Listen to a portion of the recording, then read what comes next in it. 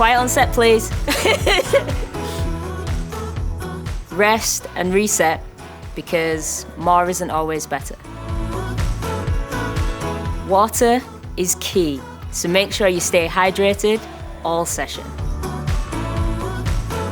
Just whiz it. There's nothing like a plant-powered smoothie to start the day. Just whiz it. That's how you said to say it.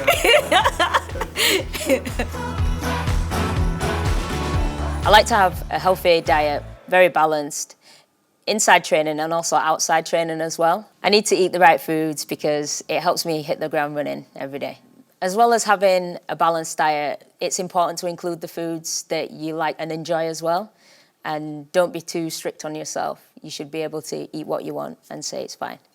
I eat mostly plant-based. It's really quick and easy for me to live a plant-based diet, particularly making smoothies. I can put whatever I want in the blender and then just whiz it up, and that's it, it's done, and I'm good to go.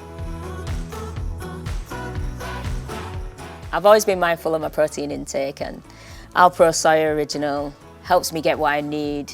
It's rich in plant-based protein with calcium and vitamins too, and it helps me get the fuel I need no matter what my day looks like. We're not ready.